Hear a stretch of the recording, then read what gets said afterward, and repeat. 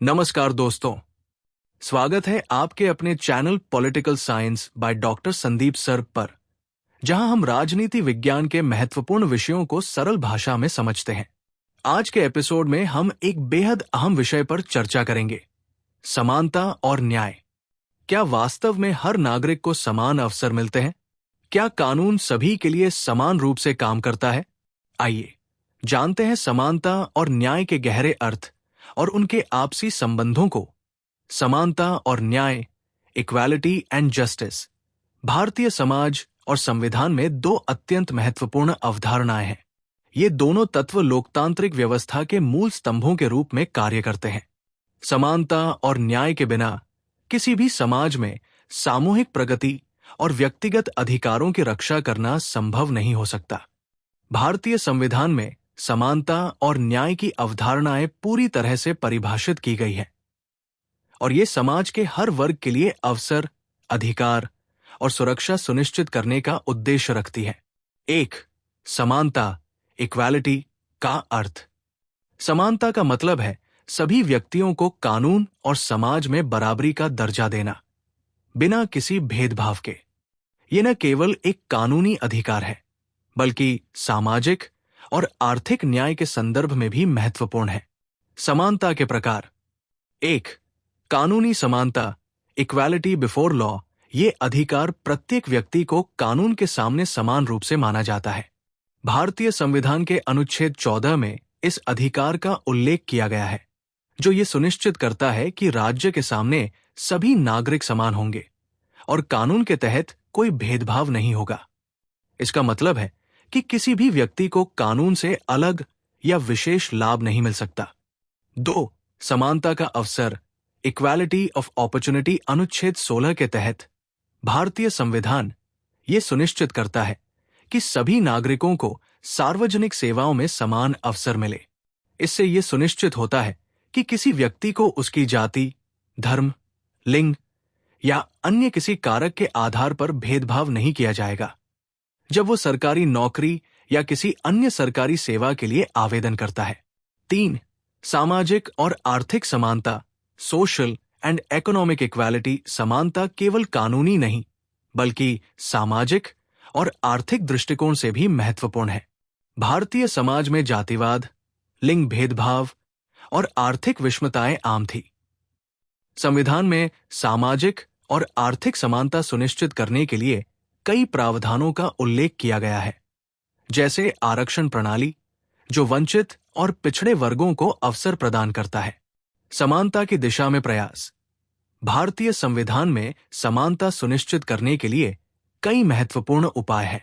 आरक्षण प्रणाली, reservation system. Bharat में अनुसूचित जातियों, अनुसूचित जनजातियों और अन्य पिछड़े वर्गों ओबीसी के लिए आरक्षण प्रदान किया गया है, ताकि वे सामाजिक और आर्थिक रूप से समृद्ध और सशक्त हो सकें। समाज के कमजोर वर्गों के लिए विशेष अधिकार। संविधान ने महिलाओं, बच्चों, वृद्धों और विकलांग व्यक्तियों के लिए विशेष अधिकार प्रदान किए हैं। 2. न्याय, जस्टिस का अर्थ। न्याय का मतलब है हर व्यक्ति को उसके अधिकारों के अनुसार उचित और समान व्यवहार मिलना। ये न केवल कानूनी प्रावधानों से संबंधित है, बल्कि इसका उद्देश्य हर व्यक्ति को न्यायपूर्ण तरीके से समाज में स्थान दिलाना है, ताकि समाज में सामूहिक और व्यक्तिगत कल्याण की स्थिति बनी रहे। न्याय के प्रकार। 1. सामान्य न्याय, सोशल जस्टिस। ये सुनिश्चित करता है कि समाज में सभी व्यक्तियों को सामाजिक भेदभाव, जैसे जातिवाद, लिंग भेदभाव और धार्मिक भेदभाव से मुक्त किया जाए। इसका उद्देश्य उन लोगों को समान अधिकार और सम्मान प्रदान करना है जो ऐतिहासिक रूप से उत्पीड़न और भेदभाव का सामना कर चुके हैं। भारतीय संविधान के अनुच्छेद 15 और 17 में इस संबंध में प्रावधान दिए गए हैं। 2. आर्थिक न्याय, इकोनॉमिक जस्टिस। आर्थिक न्याय का अर्थ है हर व्यक्ति को पर्याप्त साधन, अवसर और संसाधन मिले, ताकि वो एक सम्मानजनक जीवन जी सके। ये असमानता को कम करने के लिए है, जिससे समाज में अमीरी और गरीबी की खाई कम हो सके। भारतीय संविधान में ये लक्ष्य संविधान के अनुच्छेद 38, 39 और 46 के तहत सुनिश्चित किया गया है। 3. कानूनी न्याय, लीगल जस्टिस। कानूनी न्याय का अर्थ है हर व्यक्ति को उसके अधिकारों की रक्षा करने के लिए न्यायालय से सुलभ और निष्पक्ष न्याय मिलना। संविधान के अनुच्छेद 21 में जीने का अधिकार शामिल किया गया है, जिससे हर नागरिक को उसकी स्वतंत्रता और व्यक्तिगत अधिकारों की सुरक्षा मिलती है।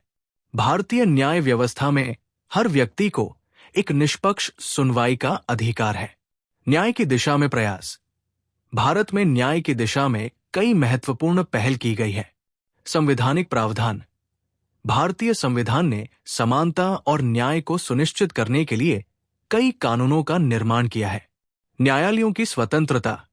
न्यायालयों को पूरी स्वतंत्रता दी गई है ताकि वे निष्पक्ष तरीके से न्याय दिला सकें। उच्चतम न्यायालय और उच्च न्यायालय ने कई ऐतिहासिक निर्णयों के माध्यम से समानता और न्याय को सुनिश्चित किया है। प्रेरक न्यायिक सक्रियता। भारतीय न्यायपालिका ने न्याय की दिशा में सक्रिय भूमिका निभाई है और लोगों के अधिकारों की रक्षा के लिए कई निर्णय लिए हैं। 3.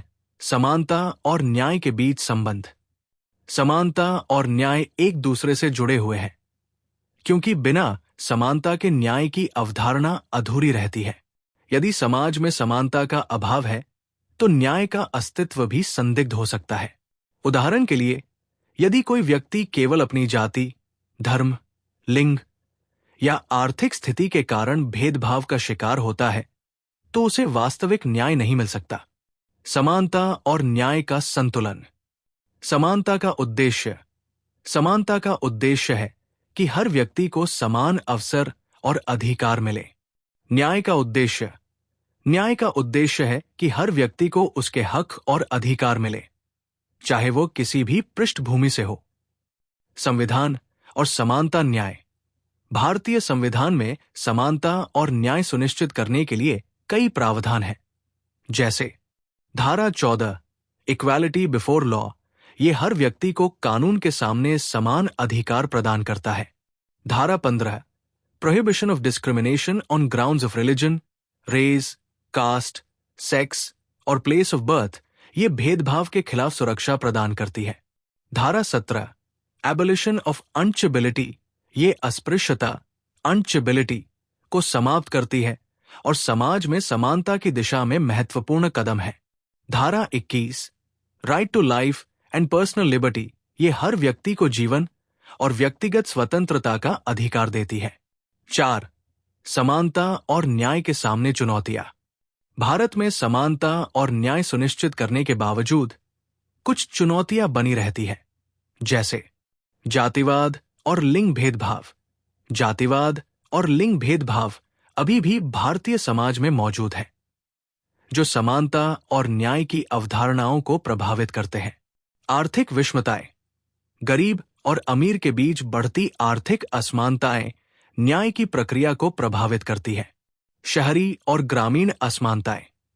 शहरी और ग्रामीण क्षेत्रों में विकास के अंतर के कारण समानता और न्याय की अवधारणाओं को लागू करना कठिन हो जाता है। निष्कर्ष, समानता और न्याय भारतीय समाज और संविधान के लिए अनिवार्य है। समानता ये सुनिश्चित करती है कि हर व्यक्ति को बराबरी का दर्जा मिले, जबकि न्याय ये सुनिश्चित करता है कि प्रत्येक व्यक्ति को उसके अधिकार और कर्तव्यों के अनुसार उचित अवसर और संरक्षण मिले।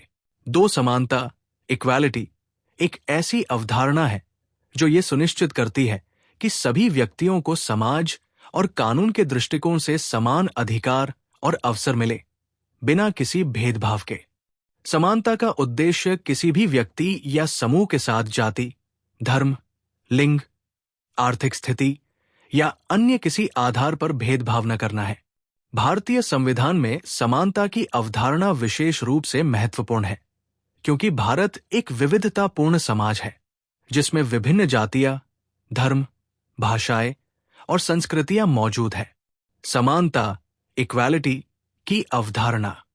समानता का मतलब केवल कानूनी रूप से बराबरी तक सीमित नहीं है, बल्कि ये सामाजिक और आर्थिक संदर्भ में भी लागू होती है। समानता का उद्देश्य ये सुनिश्चित करना है कि प्रत्येक व्यक्ति को समान अवसर और संसाधन मिले, ताकि वह अपने जीवन को सम्मानजनक तरीके से जी सके। समानता के प्रकार। 1. कानूनी समानता, इक्वालिटी बिफोर द लॉ। कानूनी समानता का मतलब है कि सभी व्यक्तियों को कानून के सामने समान माना जाता है। इसका ये अर्थ नहीं है कि सभी को एक जैसा व्यवहार मिले, बल्कि यह है कि कानून किसी भी व्यक्ति को उसकी जाति, धर्म, लिंग या अन्य किसी व्यक्तिगत गुण के आधार पर भेदभाव नहीं करेगा। भारतीय संविधान के अनुच्छेद 14 में इसे स्पष्ट रूप से परिभाषित किया गया है। यह कहता है, कानून के समक्ष समानता, और ये प्रत्येक नागरिक को कानून से समान अधिकार और सुरक्षा प्रदान करता है। 2. समान अवसर, इक्वालिटी ऑफ अपॉर्चुनिटी। इसका मतलब है कि हर व्यक्ति को किसी भी नौकरी, सरकारी सेवा, शिक्षा या अन्य अवसरों में समान अवसर मिले, चाहे उसकी जाति, लिंग, धर्म या जन्म स्थान कुछ भी हो। अनुच्छेद 16 में इसे सुनिश्चित किया गया है, जो ये कहता है कि राज्य किसी नागरिक के साथ उसके धर्म, जाति, लिंग या जन्म स्थान के आधार पर भेदभाव नहीं करेगा जब वो सार्वजनिक सेवाओं के लिए आवेदन करता है। 3. सामाजिक और आर्थिक समानता, सोशल एंड इकोनॉमिक इक्वालिटी। ये सुनिश्चित करता है कि समाज के प्रत्येक व्यक्ति को समान सम्मान, अधिकार और अवसर मिले, चाहे वो किसी भी आर्थिक वर्ग या सामाजिक स्थिति से आता हो। इसका उद्देश्य गरीब और अमीर के बीच असमानताओं को समाप्त करना और वंचित वर्गों को समानता के अवसर प्रदान करना है। इसके तहत भारत में आरक्षण, रिजर्वेशन की व्यवस्था की गई है, जिससे पिछड़े वर्गों, अनुसूचित जातियों और अनुसूचित जनजातियों को शिक्षा, नौकरियों और अन्य अवसरों में समान अवसर मिल सके। भारतीय संविधान में समानता के प्रावधान। भारतीय संविधान में समानता सुनिश्चित करने के लिए कई प्रावधान दिए गए हैं। 1. अनुच्छेद 14, इक्वालिटी बिफोर लॉ। अनुच्छेद 14 भारत के संविधान का सबसे महत्वपूर्ण समानता प्रावधान है, जो ये सुनिश्चित करता है कि सभी व्यक्ति कानून के सामने समान होंगे। किसी भी व्यक्ति को उसकी जाति, लिंग, धर्म या अन्य किसी आधार पर भेदभाव नहीं किया जाएगा। 2. अनुच्छेद 15, प्रोहिबिशन ऑफ डिस्क्रिमिनेशन। अनुच्छेद 15 ये सुनिश्चित करता है कि किसी भी नागरिक के साथ धर्म, जाति, लिंग, जन्म स्थान या अन्य किसी आधार पर भेदभाव नहीं किया जाएगा। इस अनुच्छेद के तहत कोई भी सरकारी या सार्वजनिक संस्था किसी व्यक्ति को भेदभावपूर्ण तरीके से नहीं देख सकती। 3. अनुच्छेद 16, equality of opportunity in public employment. ये अनुच्छेद ये सुनिश्चित करता है कि किसी भी नागरिक को सरकारी सेवाओं में समान अवसर मिले और किसी व्यक्ति को उसकी जाति, धर्म या लिंग के आधार पर भेदभाव का सामना नहीं करना पड़ेगा। 4. अनुच्छेद 17, एबोलिशन ऑफ अनटचेबिलिटी। ये अनुच्छेद अस्पृश्यता, अनटचेबिलिटी को समाप्त करता है और सुनिश्चित करता है कि कोई भी व्यक्ति अस्पृश्यता का शिकार न हो। भारतीय संविधान ने अस्पृश्यता को समाप्त करने के लिए सख्त कदम उठाए हैं। 5.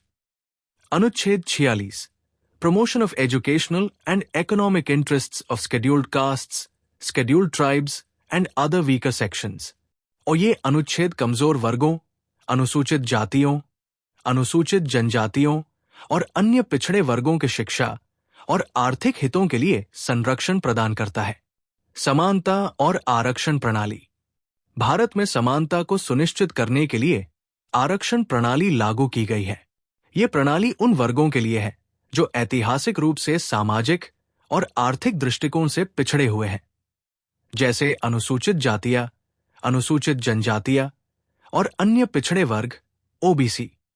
आरक्षण का उद्देश्य पिछड़े वर्गों को शिक्षा, नौकरी और सरकारी सेवाओं में समान अवसर प्रदान करना, समाज में समानता को बढ़ावा देना और ऐतिहासिक असमानताओं को समाप्त करना। समानता की चुनौतियां। समानता की दिशा में कई प्रकार की चुनौतियां हैं, जिनमें प्रमुख है 1. जातिवाद। कास्टिज्म। भारत में जातिवाद एक गंभीर समस्या है जिससे समाज के कुछ वर्गों को अभी भी भेदभाव का सामना करना पड़ता है। 2. लिंग भेदभाव, जेंडर डिस्क्रिमिनेशन। महिलाओं और पुरुषों के बीच लैंगिक असमानता की समस्या अभी भी मौजूद है, विशेष रूप से ग्रामीण क्षेत्रों में। 3. आर्थिक असमानता, इकोनॉमिक इनइक्वालिटी। देश में अमीर और गरीब के बीच आर्थिक असमानताएं बढ़ रही हैं, जिससे समानता को लागू करना चुनौतीपूर्ण हो जाता है। 4.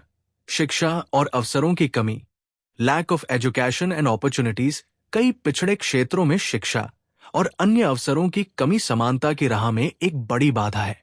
निष्कर्ष, समानता भारतीय समाज की नींव है और यह सुनिश्चित करने के लिए संविधान में कई महत्वपूर्ण प्रावधान हैं। समानता का उद्देश्य समाज के प्रत्येक व्यक्ति को समान अवसर, सम्मान और अधिकार प्रदान करना है, ताकि वो अपने जीवन को सम्मानजनक तरीके से जी सके। हालांकि समानता की दिशा में कई चुनौतियां हैं, लेकिन भारतीय संविधान ने समाज में समानता को बढ़ावा देने के लिए महत्वपूर्ण कदम उठाए हैं। समानता को लागू करने के लिए हमें इसे केवल कानूनी अधिकारों तक सीमित नहीं रखना चाहिए, बल्कि इसे सामाजिक और आर्थिक संदर्भ में भी लागू करना चाहिए। समानता के प्रकार, टाइप्स ऑफ इक्वालिटी। समानता का अर्थ है प्रत्येक व्यक्ति को समान अधिकार, अवसर और सम्मान मिलना बिना किसी भेदभाव के। संविधान और समाज में समानता की अवधारणाएं अलग अलग पहलुओं में देखने को मिलती हैं और इन्हें विभिन्न प्रकारों में वर्गीकृत किया जा सकता है। भारतीय संविधान में समानता को सुनिश्चित करने के लिए विभिन्न प्रकार की समानता को परिभाषित किया गया है। समानता के प्रमुख प्रकार निम्नलिखित हैं। 1. कानूनी समानता, इक्वालिटी बिफोर लॉ। कानूनी समानता का मतलब है कि कानून के सामने सभी व्यक्तियों को समान माना जाता है। इस प्रकार की समानता ये सुनिश्चित करती है कि राज्य और समाज में किसी भी व्यक्ति के साथ कानून के दृष्टिकोण से भेदभाव नहीं होगा। कोई भी नागरिक, चाहे वो किसी भी जाति, धर्म, लिंग या सामाजिक स्थिति से संबंधित हो, उसे कानून के तहत समान सुरक्षा और अधिकार मिलते हैं। उदाहरण, भारतीय संविधान के अनुच्छेद 14 में ये प्रावधान है कि कानून के समक्ष समानता और सभी व्यक्तियों को एक समान रूप से न्याय मिलेगा। 2. समान अवसर, इक्वालिटी ऑफ अपॉर्चुनिटी। समान अवसर का मतलब है कि सभी व्यक्तियों को सार्वजनिक जीवन, सरकारी नौकरियों, शिक्षा और अन्य अवसरों में समान अवसर मिलने चाहिए, बिना किसी भेदभाव के। यह सुनिश्चित करता है कि किसी व्यक्ति को केवल उसकी जाति, धर्म, लिंग या अन्य व्यक्तिगत विशेषताओं के आधार पर भेदभाव नहीं किया जाएगा जब वो किसी अवसर के लिए आवेदन करता है। उदाहरण, अनुच्छेद 16 के तहत यह प्रावधान किया गया है कि कोई भी नागरिक सरकारी सेवाओं में नियुक्ति के लिए अपने जाति, धर्म, लिंग या जन्म स्थान के आधार पर भेदभाव का शिकार नहीं होगा। 3. सामाजिक समानता, सोशल इक्वालिटी। सामाजिक समानता का मतलब है कि समाज में हर व्यक्ति को समान दर्जा, सम्मान और अवसर मिले, चाहे उसकी जाति, धर्म, लिंग या अन्य कोई सामाजिक विशेषता हो। यह सुनिश्चित करने के लिए कई कानून और कार्यक्रम लागू किए गए हैं, ताकि समाज के कमजोर वर्गों जैसे अनुसूचित जातियों और जनजातियों, महिलाओं और अल्पसंख्यक समुदायों को सामाजिक सम्मान और समान अधिकार मिल सके। उदाहरण, अनुच्छेद 17 के तहत अस्पृश्यता को समाप्त कर दिया गया है, ताकि किसी व्यक्ति को उसकी जाति के कारण भेदभाव का सामना न करना पड़े। 4. आर्थिक समानता, इकोनॉमिक इक्वालिटी। आर्थिक समानता का उद्देश्य है कि समाज में हर व्यक्ति को समान आर्थिक अवसर और संसाधन मिले। इसका मतलब है कि अमीर और गरीब के बीच आर्थिक असमानताओं को कम करना। इसका मुख्य उद्देश्य ये सुनिश्चित करना है कि हर व्यक्ति को अपनी जीवन शैली को बेहतर बनाने के लिए पर्याप्त संसाधन मिले, चाहे उसकी सामाजिक या आर्थिक स्थिति कुछ भी हो। उदाहरण, अनुच्छेद 38 और 39 के तहत भारतीय संविधान ये सुनिश्चित करता है कि राज्य आर्थिक और सामाजिक असमानताओं को कम करने के लिए उपाय करेगा। इसके तहत विशेष रूप से कमजोर वर्गों के लिए संरक्षण प्रदान किया जाता है। 5. राजनीतिक समानता, पॉलिटिकल इक्वालिटी। राजनीतिक समानता का मतलब है कि सभी नागरिकों को समान राजनीतिक अधिकार और अवसर मिले ताकि वे चुनावों में भाग ले सकें, अपने प्रतिनिधियों का चुनाव कर सकें और अपनी राजनीतिक आवाज उठा सकें। यह सुनिश्चित करता है कि हर नागरिक को अपनी सरकार के गठन में समान अधिकार प्राप्त हो। उदाहरण, भारत में सार्वभौमिक मताधिकार, यूनिवर्सल अडल्ट फ्रैंचाइज के सिद्धांत के तहत सभी वयस्क नागरिकों को बिना किसी भेदभाव के मतदान का अधिकार है, चाहे उनकी जाति, धर्म, लिंग या सामाजिक स्थिति कुछ भी हो। 6. सांस्कृतिक समानता, कल्चरल इक्वालिटी। सांस्कृतिक समानता का मतलब है कि प्रत्येक व्यक्ति को अपनी सांस्कृतिक पहचान को बनाए रखने और प्रदर्शित करने का अधिकार प्राप्त हो। यह सुनिश्चित करता है कि किसी भी व्यक्ति या समुदाय को अपनी संस्कृति, धर्म, भाषा या परंपराओं का पालन करने से वंचित न किया जाए। उदाहरण, भारतीय संविधान अनुच्छेद 29 और 30 में सांस्कृतिक समानता के अधिकार को सुनिश्चित करता है, जिससे अल्पसंख्यक समुदायों को अपनी संस्कृति, शिक्षा और भाषा को बनाए रखने का अधिकार मिलता है। 7. न्यायिक समानता, जुडिशियल इक्वालिटी। न्यायिक समानता का मतलब है कि प्रत्येक व्यक्ति को न्यायपालिका से समान और निष्पक्ष न्याय मिलेगा। यह सुनिश्चित करता है कि किसी भी व्यक्ति के साथ उसके आर्थिक, सामाजिक या राजनीतिक स्टेटस के आधार पर भेदभाव नहीं किया जाएगा और उसे अपनी न्यायिक प्रक्रिया का समान अधिकार मिलेगा। उदाहरण, भारतीय संविधान के अनुच्छेद 21 में जीवन और व्यक्तिगत स्वतंत्रता का अधिकार सुनिश्चित किया गया है, जो हर व्यक्ति को न्याय प्राप्त करने का समान अधिकार प्रदान करता है। निष्कर्ष, समानता के ये सभी प्रकार भारतीय समाज में एक न्यायपूर्ण और समतामूलक व्यवस्था बनाने के लिए आवश्यक है। भारतीय संविधान ने इन सभी प्रकारों को ध्यान में रखते हुए प्रत्येक नागरिक को समान अधिकार, अवसर और संरक्षण प्रदान करने के लिए विभिन्न प्रावधान किए हैं। समानता के इन प्रकारों का उद्देश्य है समाज में भेदभाव को समाप्त करना और सभी नागरिकों को समान अवसर और सम्मान प्रदान करना। भारतीय संविधान में समानता के प्रावधान भारतीय लोकतंत्र और समाज में समानता को सुनिश्चित करने के लिए बहुत ही महत्वपूर्ण है। भारतीय संविधान में समानता की अवधारणा को ध्यान में रखते हुए कई प्रावधानों का समावेश किया गया है, जो विभिन्न प्रकार के भेदभाव को समाप्त करने और सभी नागरिकों को समान अधिकार और अवसर प्रदान करने का उद्देश्य रखते हैं। भारतीय संविधान में समानता से संबंधित प्रमुख प्रावधान। 1. अनुच्छेद 14, कानून के समक्ष समानता, इक्वालिटी बिफोर लॉ। व्याख्या, ये अनुच्छेद ये सुनिश्चित करता है कि सभी नागरिक कानून के समक्ष समान होंगे और किसी भी व्यक्ति के साथ भेदभाव नहीं किया जाएगा। इसका अर्थ यह है कि हर नागरिक को कानून के समान संरक्षण मिलेगा और राज्य किसी भी व्यक्ति को जाति, धर्म, लिंग या सामाजिक स्थिति के आधार पर विशेष लाभ नहीं देगा। उदाहरण, राज्य किसी व्यक्ति को उसकी जाति या धर्म के आधार पर विशेष कानून नहीं बना सकता। ये कानून के समक्ष समानता को सुनिश्चित करता है। 2. अनुच्छेद 15, भेदभाव पर रोक, प्रोहिबिशन ऑफ डिस्क्रिमिनेशन। व्याख्या, अनुच्छेद 15 ये सुनिश्चित करता है कि किसी भी नागरिक के साथ धर्म, जाति, लिंग, जन्मस्थान या अन्य किसी आधार पर भेदभाव नहीं किया जाएगा। ये भेदभाव के खिलाफ एक महत्वपूर्ण प्रावधान है। ध्यान देने योग्य बातें। और राज्य को नागरिकों के साथ भेदभाव करने से मना किया गया है। और सार्वजनिक स्थानों, सार्वजनिक सेवाओं और शिक्षा संस्थानों में भेदभाव पर रोक। उदाहरण, इस अनुच्छेद के तहत महिलाओं, अनुसूचित जातियों और जनजातियों को विशेष संरक्षण दिया गया है।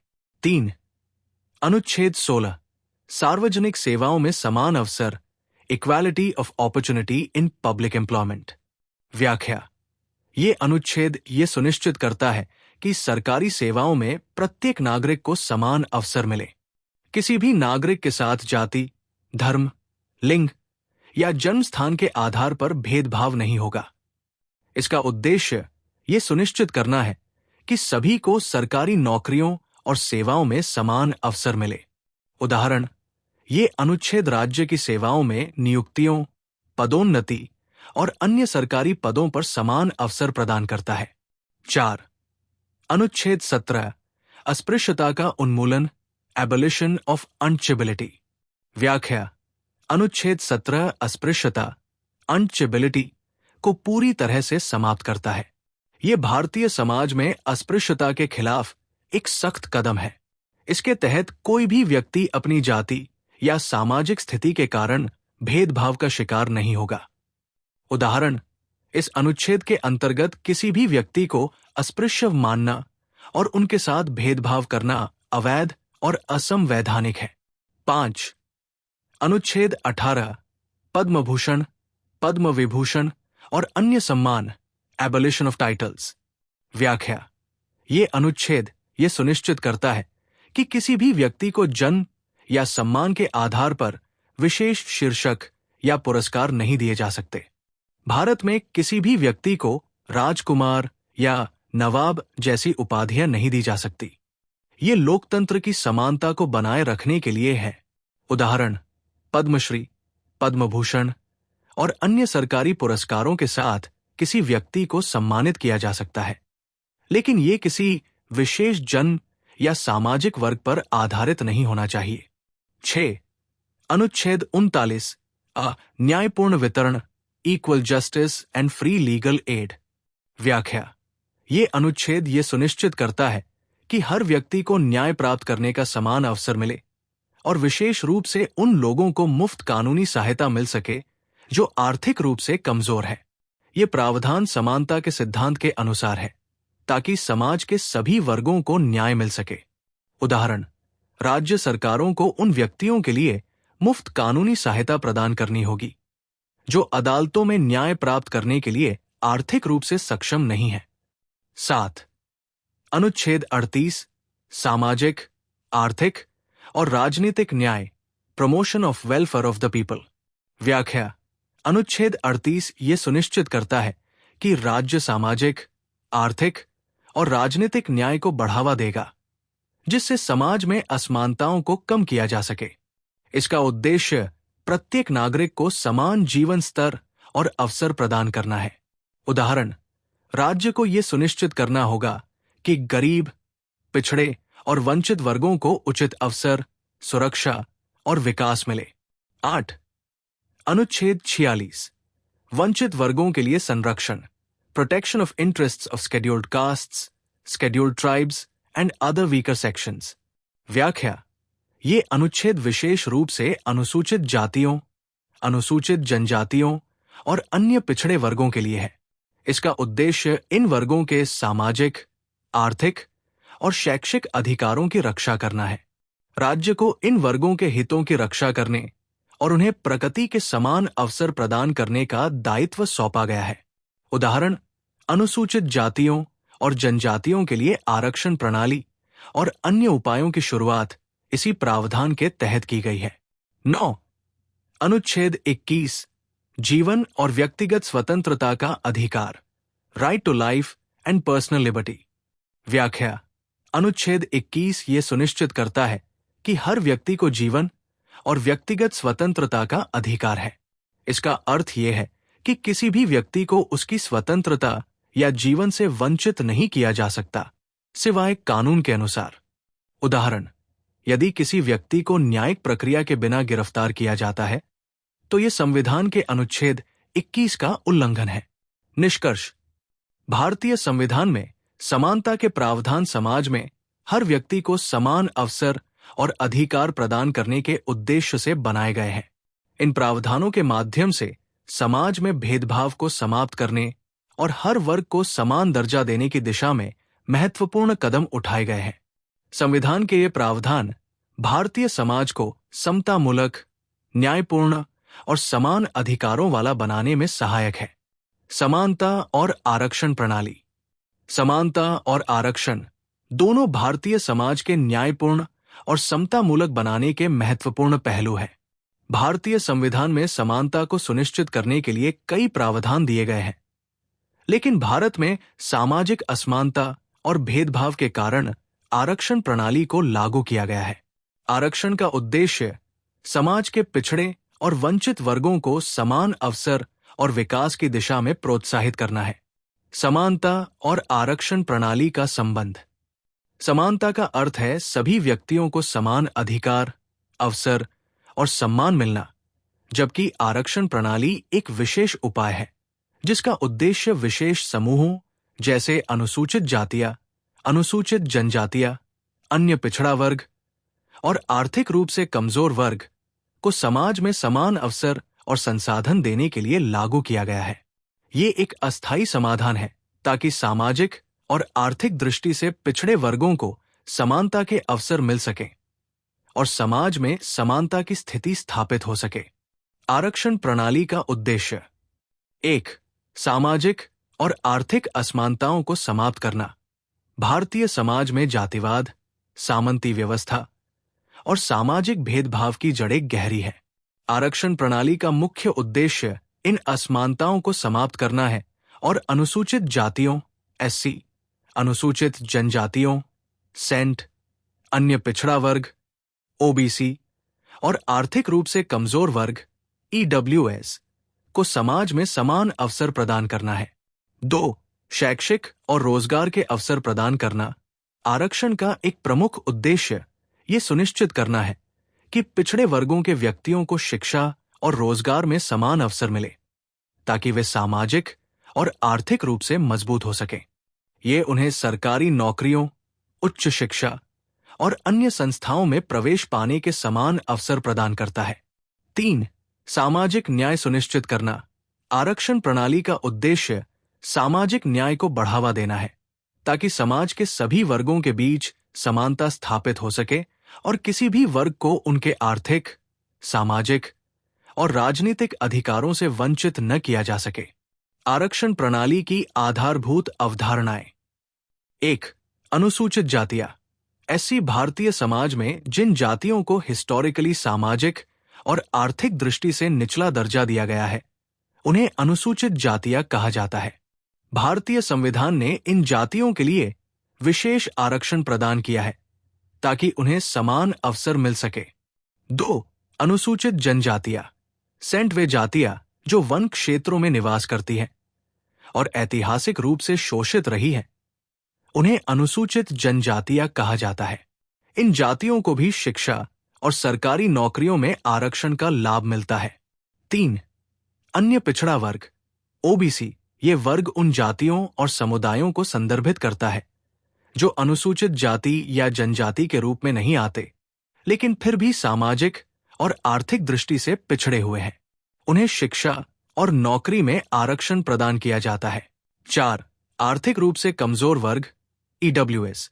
ये वर्ग उन लोगों को संदर्भित करता है जिनकी आर्थिक स्थिति कमजोर होती है और जो सामाजिक दृष्टि से तो पिछड़े नहीं होते, लेकिन आर्थिक दृष्टि से कमजोर होते हैं। इस वर्ग को भी 10% आरक्षण का लाभ मिलता है। आरक्षण प्रणाली के लाभ। 1. समान अवसरों की प्राप्ति। आरक्षण प्रणाली से पिछड़े वर्गों को सरकारी सेवाओं, शिक्षा और अन्य क्षेत्रों में प्रवेश के समान अवसर मिलते हैं जो पहले उनके लिए अव्यवस्थित थे। 2. सामाजिक और आर्थिक समावेशन। आरक्षण इन वर्गों को मुख्य धारा में लाने में मदद करता है और उन्हें सामाजिक, राजनीतिक और आर्थिक विकास के अवसर प्रदान करता है। 3. समानता की दिशा में कदम। आरक्षण भले ही एक अस्थायी उपाय हो, लेकिन यह समाज में समानता स्थापित करने की दिशा में एक महत्वपूर्ण कदम है। 4. सशक्तिकरण। आरक्षण से समाज के वंचित वर्गों को सशक्त बनाने का अवसर मिलता है, जिससे वे आर्थिक रूप से आत्मनिर्भर और समाज में सम्मान प्राप्त करने में सक्षम होते हैं। आरक्षण प्रणाली के आलोचनाएं। 1. योग्यता की कमी। आरक्षण को लेकर एक आलोचना यह है कि यह अक्सर योग्य उम्मीदवारों के स्थान पर कम योग्य उम्मीदवारों को अवसर प्रदान करता है, जिससे सरकारी संस्थानों और नौकरियों की कार्यकुशलता प्रभावित हो सकती है। 2. सामाजिक द्वेष और तनाव। आरक्षण प्रणाली को लेकर अक्सर समाज में तनाव उत्पन्न होता है, खासकर उन वर्गों के बीच जिन्हें आरक्षण का लाभ नहीं मिलता। इससे समाज में असमानता और भेदभाव के नए रूप उत्पन्न हो सकते हैं। 3. आरक्षण का अस्थायी समाधान। कुछ आलोचकों का कहना है कि आरक्षण एक अस्थायी उपाय है और ये तब तक आवश्यक है जब तक समाज में वास्तविक समानता नहीं आ जाती। कुछ का मानना है कि ये समस्या का स्थायी समाधान नहीं है और इसे हटाने की दिशा में कदम उठाने की आवश्यकता है। 4. समानता का विपरीत प्रभाव। जब आरक्षण का लाभ केवल जाति या वर्ग आधारित होता है, तो ये सामाजिक समानता की दिशा में कुछ हद तक विपरीत प्रभाव डाल सकता है। इसमें उच्च वर्गों को ये महसूस हो सकता है कि वे असमान रूप से प्रभावित हो रहे हैं। निष्कर्ष: समानता और आरक्षण दोनों ही भारतीय समाज की एकजुटता और सामाजिक न्याय सुनिश्चित करने के लिए आवश्यक है। समानता का उद्देश्य हर व्यक्ति को समान अवसर और अधिकार प्रदान करना है, जबकि आरक्षण एक नीति है जो पिछड़े और वंचित वर्गों को समाज के मुख्य धारा में लाने के लिए बनाई गई है। हालांकि आरक्षण प्रणाली को लेकर कुछ आलोचनाएं हैं, फिर भी ये समाज के निचले वर्गों के लिए समता और अवसर की दिशा में एक महत्वपूर्ण कदम साबित हुई है। इसके बावजूद समाज में वास्तविक समानता स्थापित करने के लिए आरक्षण से परे अन्य उपायों की आवश्यकता भी महसूस होती है। समानता की चुनौतियां। भारत में समानता की अवधारणा का उद्देश्य समाज में हर व्यक्ति को समान अधिकार, अवसर और सम्मान प्रदान करना है। लेकिन विभिन्न सामाजिक, सांस्कृतिक और आर्थिक कारणों से समानता प्राप्त करना एक बड़ी चुनौती है।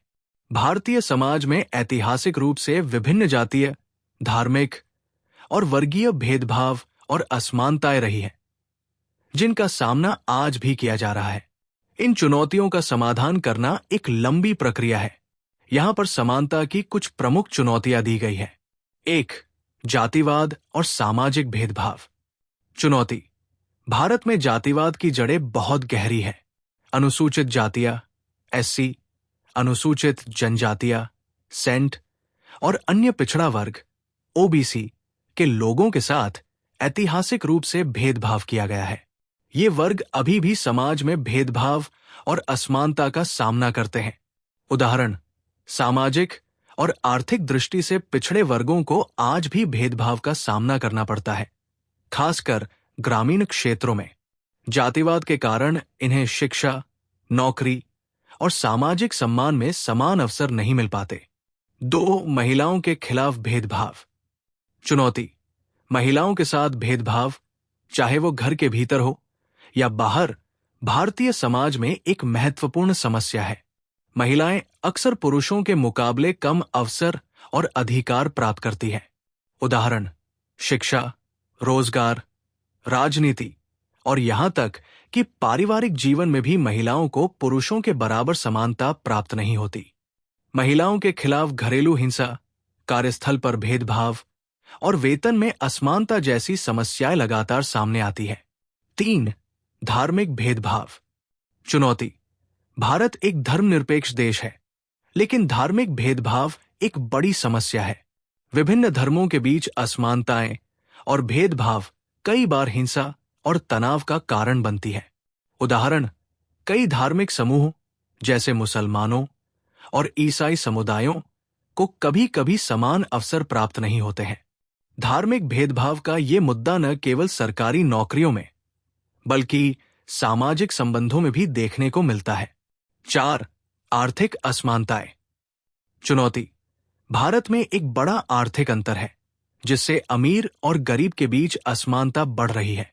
गरीब वर्ग को शिक्षा, स्वास्थ्य सेवाएं और रोजगार के समान अवसर प्राप्त नहीं होते। उदाहरण: कई लोग गरीबी के कारण अपनी बुनियादी जरूरतों को भी पूरा नहीं कर पाते, जिससे उनके लिए अन्य अवसरों और संसाधनों तक पहुंच पाना मुश्किल हो जाता है। इससे सामाजिक और आर्थिक असमानता और बढ़ जाती है। 5. शहरी और ग्रामीण असमानताएं। चुनौती: भारत के शहरी और ग्रामीण क्षेत्रों में असमानता की समस्या है। शहरी क्षेत्रों में अधिक अवसर, बेहतर स्वास्थ्य सेवाएं और शिक्षा है, जबकि ग्रामीण क्षेत्रों में संसाधनों की कमी और अन्य सुविधाओं का अभाव है। उदाहरण, शहरी और ग्रामीण क्षेत्रों के बीच शिक्षा, चिकित्सा, सड़कें और अन्य बुनियादी ढांचे के मामले में बहुत बड़ा अंतर है, जिससे ग्रामीण इलाकों में रहने वाले लोगों को समान अवसर मिलना कठिन हो जाता है। 6. शिक्षा में असमानता। चुनौती, शिक्षा तक पहुंच में असमानताएं और अवसरों का अंतर समानता की एक बड़ी चुनौती है। गरीब वर्ग, अनुसूचित जातियां और जनजातियां और ग्रामीण इलाकों में रहने वाले लोग गुणवत्तापूर्ण शिक्षा से वंचित रहते हैं। उदाहरण, सरकारी स्कूलों में शिक्षा की गुणवत्ता खराब होती है और उच्च शिक्षा तक पहुंच सीमित होती है। इसके अलावा निजी शिक्षा संस्थानों के उच्च शुल्क भी गरीब और पिछड़े वर्गों के लिए एक बड़ी बाधा है। 7. नौकरी और रोजगार में असमानता। चुनौती, भारत में रोजगार के अवसरों में असमानता स्पष्ट रूप से देखी जाती है। उच्च जातियों और सामाजिक वर्गों को उच्च गुणवत्ता की नौकरियों में पहुंच प्राप्त होती है, जबकि अन्य वर्गों को निम्न दर्जे की नौकरियां मिलती है। उदाहरण, आरक्षण प्रणाली की मौजूदगी के बावजूद उच्च पदों पर काम करने वाले लोगों की संख्या अभी भी जाति और वर्गीय भेदभाव से प्रभावित होती है।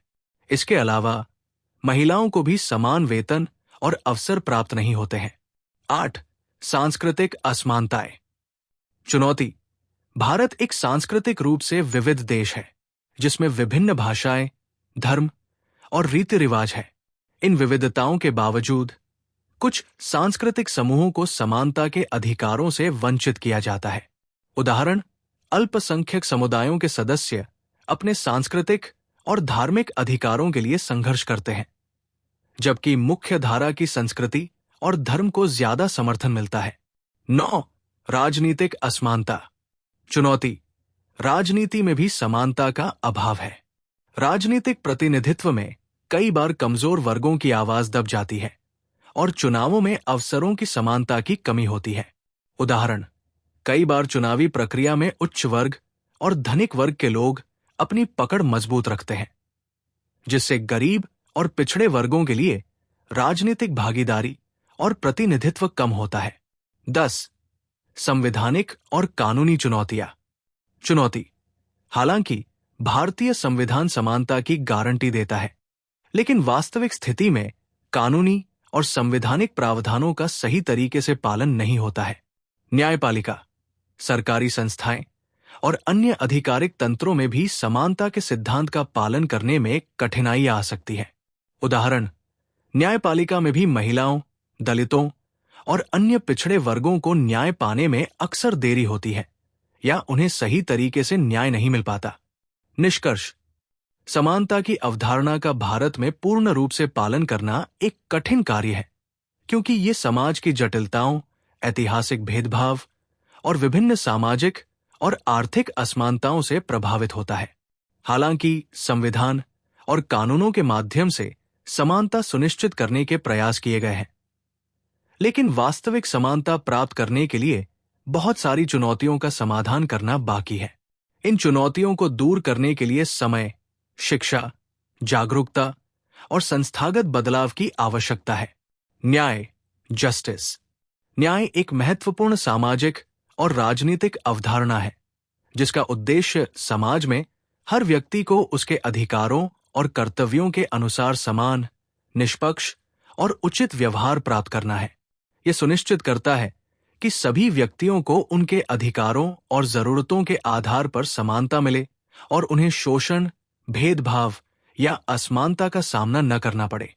भारत के संदर्भ में न्याय का सिद्धांत भारतीय संविधान में निहित है और ये व्यक्ति के अधिकारों की रक्षा करने, समानता और न्याय सुनिश्चित करने के लिए महत्वपूर्ण भूमिका निभाता है। न्याय की परिभाषा। न्याय का अर्थ है समानता और निष्पक्षता के सिद्धांत के आधार पर किसी भी व्यक्ति या समुदाय के साथ व्यवहार करना। ये केवल कानूनी अधिकारों की रक्षा तक सीमित नहीं होता, बल्कि सामाजिक, आर्थिक और राजनीतिक अधिकारों का भी संरक्षण करता है। न्याय के प्रकार। 1. सामान्य न्याय, डिस्ट्रीब्यूटिव जस्टिस। ये न्याय का वह रूप है जो संसाधनों, अवसरों और लाभों के समान वितरण को सुनिश्चित करता है। ये समानता के सिद्धांत पर आधारित है, जिससे हर व्यक्ति को समान अवसर और लाभ मिल सके। 2. सुधारात्मक न्याय, कोरेक्टिव जस्टिस। ये न्याय का वह रूप है जिसमें किसी व्यक्ति को हुए नुकसान या अन्याय की स्थिति को सही किया जाता है। इसका उद्देश्य उन व्यक्तियों को न्याय देना है जिन्होंने अपराध या गलत कार्य किया हो। 3. सामाजिक न्याय, सोशल जस्टिस। ये न्याय का वह रूप है जो समाज के कमजोर और वंचित वर्गों को उनके अधिकार दिलाने के लिए काम करता है। ये समान अवसर, समान अधिकार और शोषण मुक्त समाज सुनिश्चित करने के लिए है। ये भारतीय संविधान का एक मुख्य उद्देश्य है और इसमें आरक्षण जैसी नीतियां शामिल हैं, जो समाज के पिछड़े वर्गों को समान अवसर देने का प्रयास करती है। 4. कानूनी न्याय, लीगल जस्टिस। ये न्याय कानूनी प्रक्रियाओं, नियमों और कानूनों के आधार पर होता है। इसमें किसी व्यक्ति को न्याय दिलाने के लिए न्यायालय की प्रक्रिया का पालन किया जाता है। कानूनी न्याय सुनिश्चित करता है कि सभी व्यक्ति को कानून के समक्ष समान रूप से पेश किया जाए। 5. प्राकृतिक न्याय, नेचुरल जस्टिस। ये सिद्धांत न्याय का एक रूप है जिसमें निष्पक्षता और पारदर्शिता की आवश्यकता होती है। इसमें यह सुनिश्चित किया जाता है कि किसी व्यक्ति को बिना सुनवाई या बिना उचित कारण के सजा न दी जाए। ये न्यायालय की प्रक्रिया में पारदर्शिता और निष्पक्षता को बनाए रखने के लिए महत्वपूर्ण है। भारतीय संविधान में न्याय। भारतीय संविधान में न्याय के सिद्धांतों को प्रमुख रूप से 2 भागों में बांटा गया है। 1. न्याय का सामाजिक पहलू। संविधान में सामाजिक न्याय को सुनिश्चित करने के लिए विभिन्न प्रावधान दिए गए हैं। इसमें विशेष रूप से कमजोर वर्गों जैसे अनुसूचित जातियां, एससी, अनुसूचित जनजातियां, सेंट, अन्य पिछड़ा वर्ग, ओबीसी और महिलाओं के लिए विशेष प्रावधान है। संविधान के अनुच्छेद 15 और 17 में भेदभाव के खिलाफ और अस्पृश्यता के खिलाफ प्रावधान है, जिससे सभी व्यक्तियों को समान अधिकार मिले। 2. न्याय का कानूनी पहलू। भारतीय संविधान में कानूनी न्याय को सुनिश्चित करने के लिए न्यायपालिका का गठन किया गया है। उच्चतम न्यायालय, सुप्रीम कोर्ट और उच्च न्यायालय, हाई कोर्ट्स की व्यवस्था दी गई है, जो सुनिश्चित करती है कि देश के नागरिकों को कानून के समक्ष समान न्याय मिले। न्याय का महत्व। 1. समानता की स्थापना। न्याय यह सुनिश्चित करता है कि सभी व्यक्तियों को समान अवसर और अधिकार प्राप्त हो और कोई भी व्यक्ति असमानता या भेदभाव का शिकार न हो। 2. समाज में शांति और व्यवस्था। न्याय एक ऐसा तंत्र है जो समाज में शांति और व्यवस्था बनाए रखता है। यह सुनिश्चित करता है कि कानून का उल्लंघन करने वाले व्यक्तियों को सजा मिले और समाज में अपराधीपन को रोका जा सके। 3. सामाजिक असमानताओं का अंत। न्याय का उद्देश्य समाज में व्याप्त असमानताओं को समाप्त करना है। ये उन लोगों को न्याय दिलाने का प्रयास करता है जो समाज में भेदभाव, शोषण या उत्पीड़न का सामना करते हैं। 4. संविधान की शक्ति और अधिकारों की रक्षा। संविधान का मूल उद्देश्य नागरिकों के अधिकारों की रक्षा करना है। न्याय के सिद्धांत के आधार पर ही संविधान अपने प्रावधानों के माध्यम से नागरिकों के मूल अधिकारों और स्वतंत्रता को सुनिश्चित करता है। न्याय में चुनौतियां। 1. न्यायपालिका पर दबाव। भारतीय न्यायपालिका पर कभी-कभी राजनीतिक दबाव और भेदभाव का आरोप लगता है। इसके कारण निष्पक्षता और स्वतंत्रता की अवधारणा में समस्याएं उत्पन्न हो सकती हैं। 2. लंबी न्यायिक प्रक्रिया। न्यायालयों में मामलों की सुनवाई में बहुत अधिक समय लगता है। न्यायिक प्रक्रिया में देरी के कारण अक्सर लोगों को उचित समय पर न्याय नहीं मिल पाता है, जो न्याय में देरी के रूप में देखा जाता है। 3. संसाधनों की कमी। न्याय प्रणाली को पर्याप्त संसाधनों की आवश्यकता होती है, लेकिन कई बार न्यायालयों में आवश्यक संख्या में जज और संसाधनों की कमी होती है, जिससे न्यायिक प्रक्रिया पर नकारात्मक प्रभाव पड़ता है। 4. अवसरों में असमानता। न्याय प्रणाली तक पहुंच में असमानता भी एक बड़ी चुनौती है।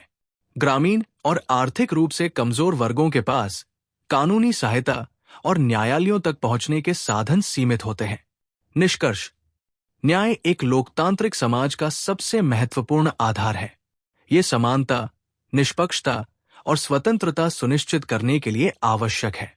भारतीय संविधान ने न्याय के सिद्धांतों को शामिल किया है, लेकिन इसे लागू करना कई चुनौतियों का सामना करता है। न्याय प्रणाली का सुधार और संसाधनों की उपलब्धता इस दिशा में महत्वपूर्ण कदम हो सकते हैं, ताकि सभी नागरिकों को बिना किसी भेदभाव के समान और शीघ्र न्याय मिल सके। न्याय के प्रकार: न्याय के विभिन्न प्रकार होते हैं, जिनका उद्देश्य समाज में हर व्यक्ति को उसके अधिकार और कर्तव्यों के अनुसार उचित, समान और निष्पक्ष व्यवहार प्रदान करना है। न्याय का मतलब केवल कानून की प्रक्रिया तक सीमित नहीं होता, बल्कि ये सामाजिक, आर्थिक और राजनीतिक दृष्टिकोण से भी महत्वपूर्ण होता है। निम्नलिखित न्याय के प्रमुख प्रकार हैं। 1. सामान्य न्याय, डिस्ट्रीब्यूटिव जस्टिस। परिभाषा: ये न्याय का वह रूप है जो समाज में संसाधनों, अवसरों और लाभों का समान वितरण सुनिश्चित करता है। इसका उद्देश्य ये सुनिश्चित करना है कि प्रत्येक व्यक्ति को समान रूप से संसाधन मिले, चाहे उसकी जाति, धर्म, लिंग या अन्य किसी भेदभाव से कोई फर्क न पड़े। उदाहरण: सरकारी योजनाओं के तहत गरीबों को मुफ्त भोजन, शिक्षा या स्वास्थ्य सेवाएं देना, ताकि समाज के हर वर्ग को समान अवसर और संसाधन मिल सके। 2. सुधारात्मक न्याय, कोरेक्टिव जस्टिस।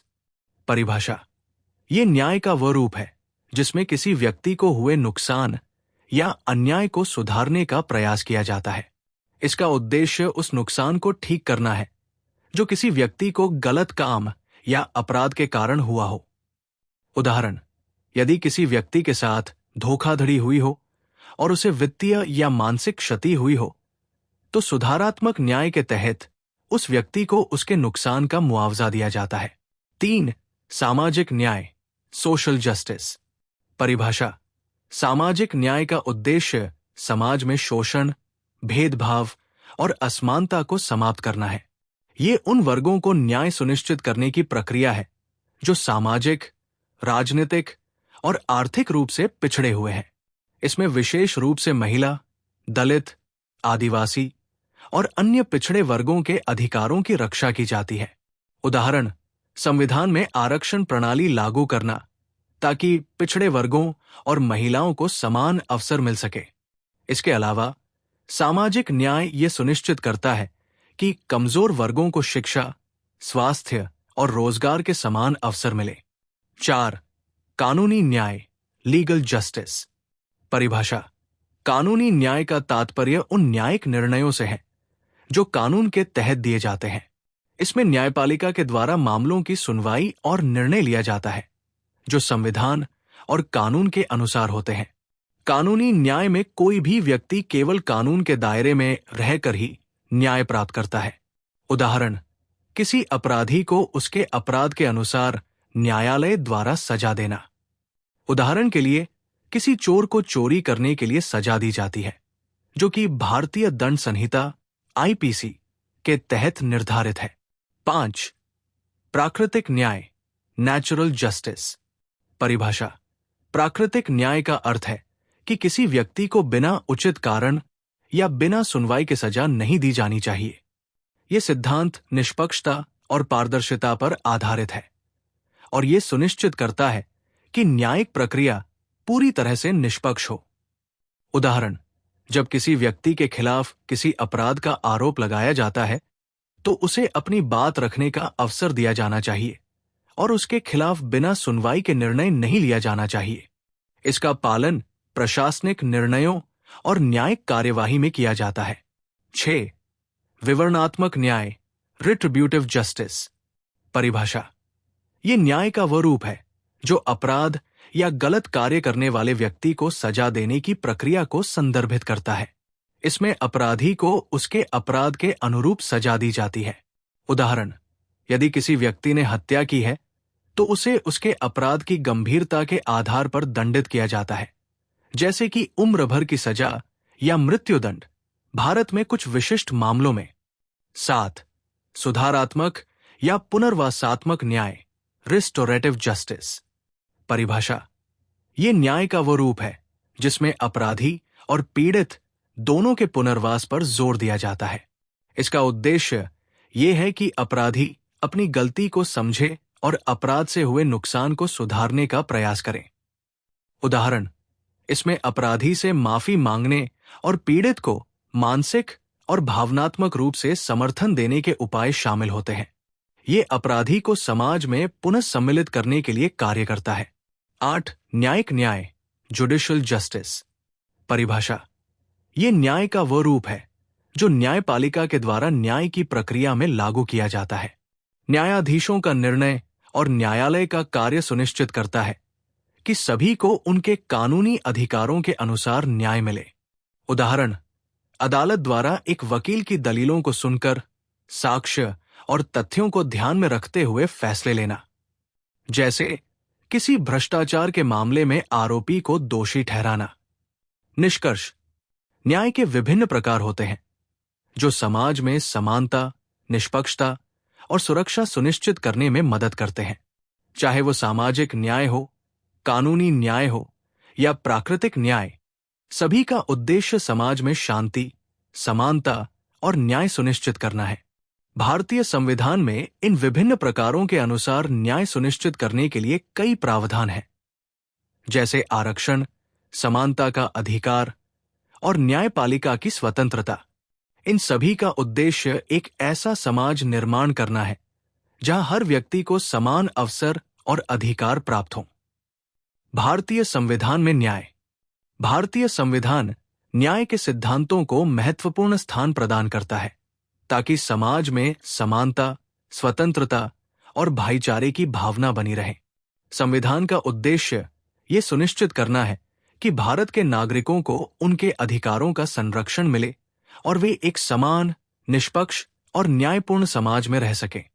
भारतीय संविधान में न्याय को विभिन्न स्तरों पर सुनिश्चित करने के लिए कई प्रावधान दिए गए हैं, जिनमें सामाजिक न्याय, कानूनी न्याय और आर्थिक न्याय शामिल है। भारतीय संविधान में न्याय के प्रमुख प्रावधान: 1. मूल अधिकार, फंडामेंटल राइट्स। भारतीय संविधान के भाग 3 में मौलिक अधिकारों, फंडामेंटल राइट्स का वर्णन किया गया है, जो नागरिकों को न्याय, समानता, स्वतंत्रता और भाईचारे का संरक्षण प्रदान करते हैं। ये अधिकार न केवल कानूनी न्याय को सुनिश्चित करते हैं, बल्कि समाज में भेदभाव और असमानता को भी समाप्त करने का प्रयास करते हैं। मुख्य प्रावधान: अनुच्छेद 14, समानता का अधिकार।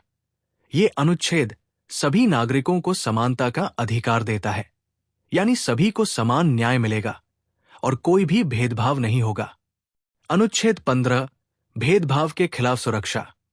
ये अनुच्छेद जाति, धर्म, लिंग, जन्म स्थान आदि के आधार पर भेदभाव को रोकता है। अनुच्छेद 21, जीने का अधिकार। ये अनुच्छेद हर नागरिक को जीवन और व्यक्तिगत स्वतंत्रता का अधिकार प्रदान करता है, जिसमें किसी भी व्यक्ति को बिना उचित कानूनी प्रक्रिया के मृत्यु या दंडित नहीं किया जा सकता।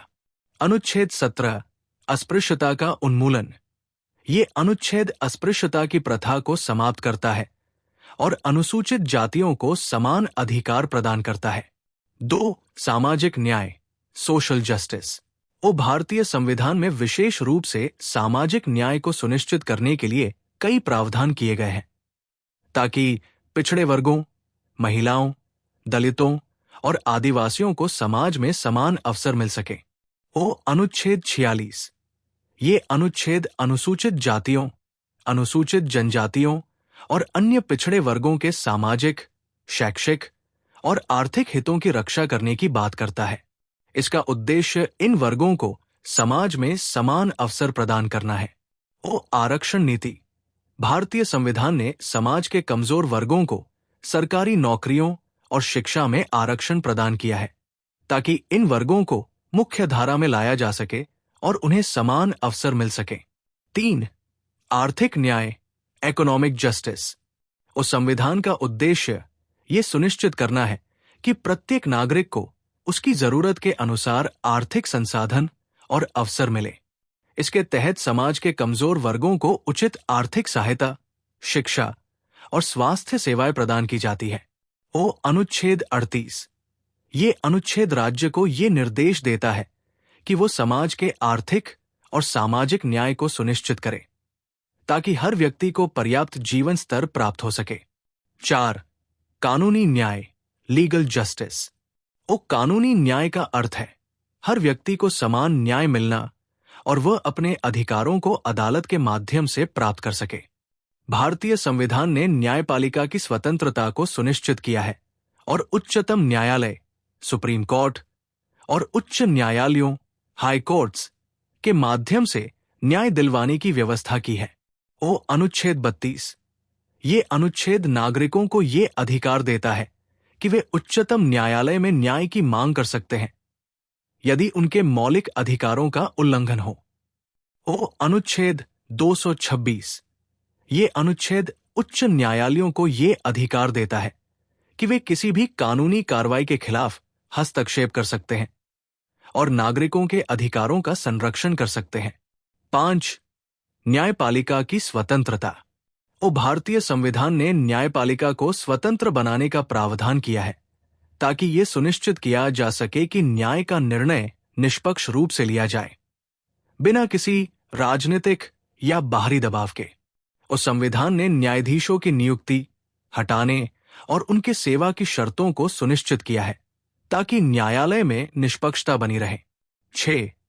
मूल कर्तव्य, फंडामेंटल ड्यूटीज। भारतीय संविधान में नागरिकों के मूल कर्तव्यों का भी उल्लेख किया गया है। ये कर्तव्य नागरिकों को ये जिम्मेदारी देते हैं कि वे अपने देश और समाज के हित में कार्य करें और समाज में न्याय, समानता और भाईचारे की भावना को बढ़ावा दें। ये समाज में न्याय की स्थापना में सहायक होते हैं। अनुच्छेद 51।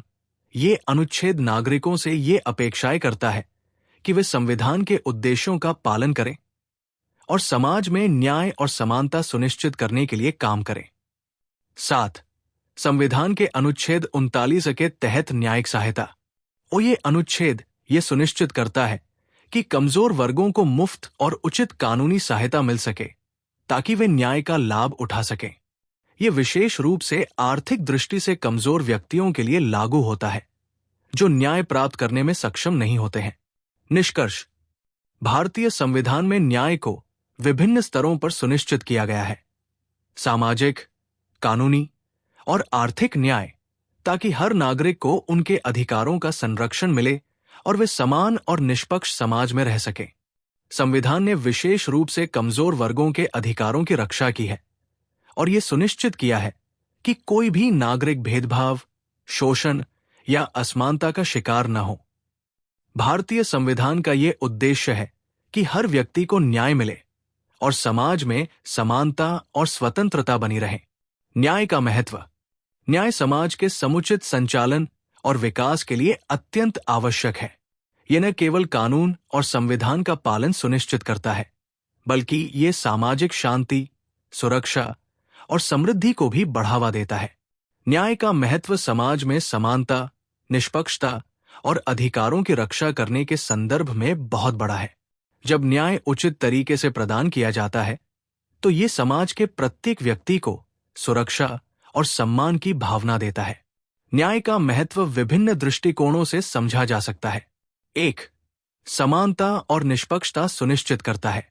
न्याय सभी व्यक्तियों को समान अवसर और अधिकार प्रदान करता है, चाहे उनकी जाति, धर्म, लिंग या सामाजिक स्थिति कुछ भी हो। यह सुनिश्चित करता है कि कोई भी व्यक्ति भेदभाव या असमानता का शिकार न हो। उदाहरण के लिए, भारतीय संविधान में अनुच्छेद 14 का प्रावधान समानता का अधिकार देता है, जो ये सुनिश्चित करता है कि कानून के समक्ष सभी नागरिक समान होंगे और उनके साथ भेदभाव नहीं किया जाएगा। 2. सामाजिक शांति और व्यवस्था बनाए रखता है। न्याय समाज में शांति और व्यवस्था को बनाए रखने में मदद करता है। जब लोगों को ये विश्वास होता है कि उन्हें न्याय मिलेगा, तो वे अपने अधिकारों के लिए संघर्ष करने के बजाय समाज में शांति से रहते हैं। अगर कोई व्यक्ति या समूह महसूस करता है कि उन्हें न्याय नहीं मिल रहा है, तो वो असंतोष और विद्रोह पैदा कर सकता है, जो समाज में अशांति पैदा कर सकता है। इसलिए न्याय का वितरण सामाजिक स्थिरता और शांति को बनाए रखने के लिए महत्वपूर्ण है। 3. वास्तविक और सही अधिकारों की रक्षा करता है। न्याय ये सुनिश्चित करता है कि किसी भी व्यक्ति के मौलिक अधिकारों का उल्लंघन न हो। ये उन अधिकारों का संरक्षण करता है जो संविधान और कानूनी व्यवस्था के तहत नागरिकों को प्राप्त होते हैं। जब न्याय सुनिश्चित होता है तो लोग ये महसूस करते हैं कि उनके अधिकार सुरक्षित हैं और वे समाज में अपने जीवन को सम्मानजनक तरीके से जी सकते हैं। समाज में असमानताओं और शोषण को समाप्त करता है। न्याय समाज में व्याप्त असमानताओं और शोषण को समाप्त करने का कार्य करता है। ये समाज के कमजोर वर्गों जैसे अनुसूचित जाति, अनुसूचित जनजाति, महिलाओं और गरीबों को उनके अधिकार दिलवाता है और उन्हें समान अवसर प्रदान करता है। उदाहरण के लिए, भारतीय संविधान ने आरक्षण की व्यवस्था की है ताकि समाज के पिछड़े वर्गों को शिक्षा, नौकरियों और अन्य संसाधनों में समान अवसर मिल सके। ये सामाजिक न्याय का एक रूप है। 5. कानून का पालन और विश्वास बनाता है। न्याय का महत्व कानून के पालन को सुनिश्चित करने में भी है। जब न्यायालयों द्वारा सही फैसले दिए जाते हैं तो ये नागरिकों के बीच कानून के प्रति विश्वास को बढ़ाता है।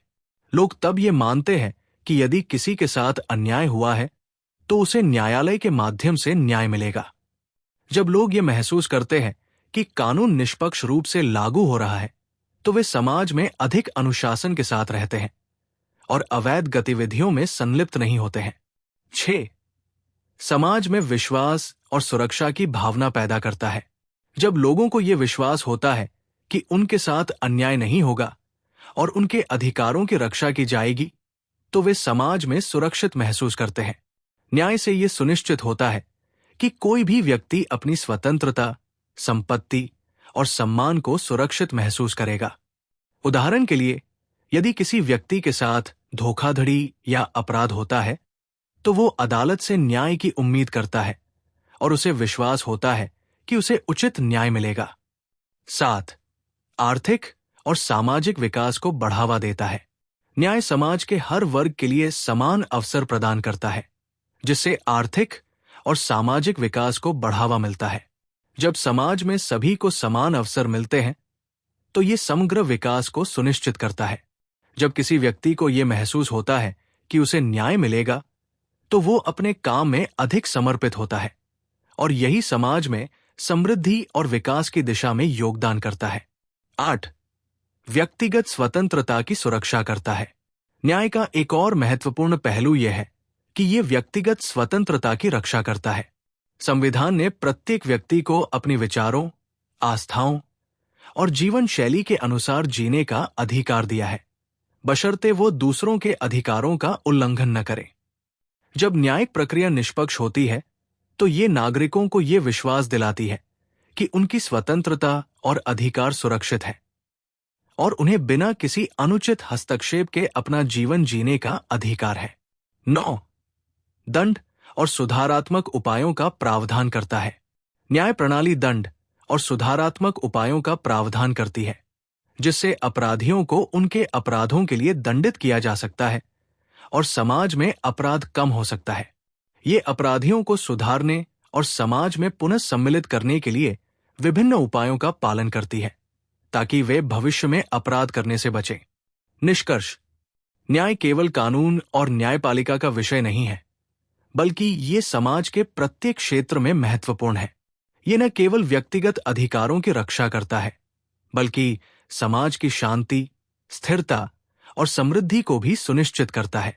जब न्याय की प्रक्रिया निष्पक्ष, पारदर्शी और सटीक होती है तो समाज में विश्वास, सुरक्षा और समानता बनी रहती है। इसलिए न्याय का महत्व अत्यधिक है और ये समाज में समुचित संचालन के लिए एक महत्वपूर्ण आधार है। न्याय में चुनौतियां। न्याय का उद्देश्य समाज में समानता, निष्पक्षता और शांति स्थापित करना होता है, लेकिन विभिन्न सामाजिक, आर्थिक और राजनीतिक कारणों से न्याय प्रक्रिया में कई प्रकार की चुनौतियां उत्पन्न होती हैं। इन चुनौतियों को सही तरीके से निपटाने के लिए निरंतर प्रयास और सुधार की आवश्यकता होती है। न्याय में आने वाली प्रमुख चुनौतियां निम्नलिखित हैं। 1. विलंबित न्याय, डिलेड जस्टिस। समस्या: न्याय की प्रक्रिया बहुत धीमी होती है, जिसके कारण लोगों को लंबे समय तक न्याय नहीं मिल पाता। अदालतों में लंबित मामलों की संख्या अधिक होती है और न्यायालयों की अधूरा कार्यभार और संसाधनों की कमी इस समस्या को बढ़ाती है। विलंबित न्याय से लोगों में न्याय प्रणाली के प्रति असंतोष और निराशा पैदा होती है। कारण: अदालतों में जजों की कमी, लचर प्रशासनिक व्यवस्था, अधिक मामले और कानूनी प्रक्रियाओं की जटिलता इसके प्रमुख कारण हैं। समाधान: न्यायालयों में अधिक संख्या में जजों की नियुक्ति, न्याय प्रक्रिया को सरल बनाना और अदालतों की कार्यक्षमता को बढ़ाना इसके समाधान हो सकते हैं। 2. भ्रष्टाचार, करप्शन। समस्या: न्याय प्रणाली में भ्रष्टाचार एक गंभीर समस्या है। कभी-कभी न्यायाधीशों, वकीलों और अन्य न्यायिक अधिकारियों द्वारा रिश्वत की मांग की जाती है, जिससे न्याय में भ्रष्टाचार घुस जाता है और कमजोर वर्गों के लिए न्याय प्राप्त करना कठिन हो जाता है।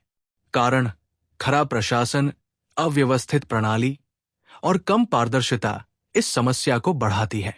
समाधान: न्यायिक प्रक्रिया को पारदर्शी बनाना, कड़े कानून लागू करना और न्यायालयों के लिए मजबूत निगरानी प्रणाली विकसित करना इस समस्या को हल कर सकता है। 3. कानूनी साक्षरता का अभाव, लैक ऑफ लीगल लिटरेसी। समस्या: भारत में बहुत से लोग कानूनी साक्षरता से वंचित हैं, विशेषकर गरीब और ग्रामीण इलाकों में। उन्हें अपने अधिकारों और कर्तव्यों के बारे में जानकारी नहीं होती, जिससे वे न्याय प्राप्त करने में सक्षम नहीं हो पाते। कारण: शिक्षा की कमी, कानूनी जानकारी तक पहुंच का अभाव और न्यायिक प्रक्रिया की जटिलता। समाधान: कानूनी साक्षरता अभियानों का आयोजन, स्कूलों और कॉलेजों में कानूनी शिक्षा को बढ़ावा देना और सरकार द्वारा ग्रामीण क्षेत्रों में कानूनी सहायता प्रदान करना इस समस्या का समाधान हो सकता है। 4. सामाजिक और आर्थिक असमानताएं, सोशल एंड इकोनॉमिक इनइक्वालिटीज। समस्या: समाज में व्याप्त असमानताएं और भेदभाव, जैसे जातिवाद, लिंग भेदभाव और गरीबी, कमजोर वर्गों को न्याय प्राप्त करने में मुश्किलें उत्पन्न करती है। समाज के गरीब, महिलाएं, दलित और आदिवासी समुदायों के पास पर्याप्त संसाधन नहीं होते हैं, जिससे वे लंबी और महंगी कानूनी प्रक्रिया से बचने में सक्षम नहीं होते। कारण: गरीबी, शिक्षा का अभाव और सामाजिक भेदभाव। समाधान: आरक्षण, कानूनी सहायता योजनाओं और सामाजिक न्याय योजनाओं को प्रभावी बनाना, ताकि कमजोर वर्गों को कानूनी प्रणाली में समान अवसर मिल सके। 5. कानूनी प्रक्रिया की जटिलता, कॉम्प्लेक्सिटी ऑफ लीगल प्रोसेसेस। समस्या: न्याय की प्रक्रिया जटिल और समय लेने वाली होती है, जिसमें विभिन्न कानूनी दस्तावेजों, प्रक्रियाओं और कानूनी शब्दावली का उपयोग किया जाता है। ये उन लोगों के लिए कठिन हो सकता है जो कानूनी ज्ञान से वंचित है। कारण: कानूनी भाषा की जटिलता, बहुत सी कानूनी प्रक्रियाएं और बार-बार दस्तावेजीकरण। समाधान: कानूनी प्रक्रिया को सरल और समझने योग्य बनाना और न्यायालयों द्वारा अधिक पारदर्शिता और सुविधा प्रदान करना आवश्यक है। न्यायिक स्वतंत्रता का अभाव, लैक ऑफ जुडिशियल इंडिपेंडेंस। समस्या: कभी-कभी न्यायपालिका पर राजनीतिक दबाव डाला जाता है, जिसके कारण न्यायिक फैसले निष्पक्ष नहीं हो पाते। अगर न्यायपालिका स्वतंत्र नहीं है, तो ये न्याय के सिद्धांतों के उल्लंघन का कारण बन सकता है। कारण: राजनीतिक हस्तक्षेप, नियुक्तियों में हस्तक्षेप और न्यायालयों के अधिकारों का उल्लंघन। समाधान: न्यायपालिका की स्वतंत्रता को सुनिश्चित करना, न्यायाधीशों की नियुक्ति में पारदर्शिता लाना और राजनीतिक हस्तक्षेप को कम करना। 7. अदालतों में भारी बोझ, ओवरबर्डन कोर्ट्स। समस्या: भारतीय न्यायालयों में मामलों की संख्या अत्यधिक है और ये एक प्रमुख चुनौती बन गई है। इससे न्याय का वितरण धीमा हो जाता है और लोगों को न्याय प्राप्त करने में बहुत समय लग जाता है। कारण: मामलों की अधिक संख्या, न्यायाधीशों की कमी और न्यायिक संसाधनों की कमी। समाधान: अतिरिक्त अदालतों का गठन, न्यायिक प्रक्रिया को तेजी से पूरा करने के लिए डिजिटल तकनीकी का उपयोग और मामूली मामलों को निपटाने के लिए विशेष अदालतों की स्थापना। 8. अदालतों में उच्च खर्च, हाई लीगल कॉस्ट्स। समस्या: न्याय प्राप्त करना बहुत महंगा हो सकता है, खासकर गरीब और कमजोर वर्गों के लिए। वकील की फीस, न्यायालय की फीस और अन्य खर्चों के कारण लोग न्याय की प्रक्रिया से बाहर हो जाते हैं। कारण: वकीलों की महंगी फीस, न्यायालयों की फीस और कानूनी प्रक्रियाओं में आने वाला खर्च। समाधान: मुफ्त कानूनी सहायता की प्रणाली को मजबूत करना, न्यायालयों में प्रक्रियाओं को सस्ता और सरल बनाना और सरकार द्वारा गरीबों के लिए विशेष योजनाओं की शुरुआत। 9. धार्मिक और सांस्कृतिक प्रभाव, रिलीजियस एंड कल्चरल इन्फ्लुएंसेस। समस्या: कभी कभी न्यायिक फैसले धार्मिक और सांस्कृतिक मान्यताओं से प्रभावित होते हैं, जिससे निष्पक्षता पर सवाल उठ सकते हैं। ये विशेष रूप से व्यक्तिगत कानूनों जैसे विवाह, तलाक आदि के मामलों में होता है। कारण: धार्मिक या सांस्कृतिक दबाव और व्यक्तिगत कानूनों का प्रभाव। समाधान: धार्मिक और सांस्कृतिक दबावों से न्यायपालिका को स्वतंत्र बनाना और व्यक्तिगत मामलों में धर्मनिरपेक्ष दृष्टिकोण अपनाना। निष्कर्ष: न्याय की प्रक्रिया में कई चुनौतियां हैं, जिनका समाधान करना जरूरी है ताकि समाज में सच्चा न्याय स्थापित हो सके। इन चुनौतियों का सामना करने के लिए निरंतर सुधार, शिक्षा, कानूनी सहायता और समाज में समानता की दिशा में कदम उठाए जाने चाहिए। केवल जब न्याय प्रणाली मजबूत, निष्पक्ष और पारदर्शी होगी, तभी सभी नागरिकों को समान और उचित न्याय मिल सकेगा। तो दोस्तों, हमने आज जाना कि समानता और न्याय किसी भी समाज की बुनियादी जरूरतें हैं। बिना समानता के न्याय अधूरा है और बिना न्याय के समानता केवल एक कल्पना बनकर रह जाती है। आपके अनुसार भारत में समानता और न्याय को और मजबूत करने के लिए कौन-कौन से सुधार जरूरी हैं? अपने विचार हमें कमेंट सेक्शन में जरूर बताएं। अगर आपको यह वीडियो पसंद आया हो तो इसे लाइक करें, शेयर करें और channel political science by doctor Sandeep Singh को सब्सक्राइब करें। अगली बार मिलेंगे एक और रोचक विषय के साथ। धन्यवाद।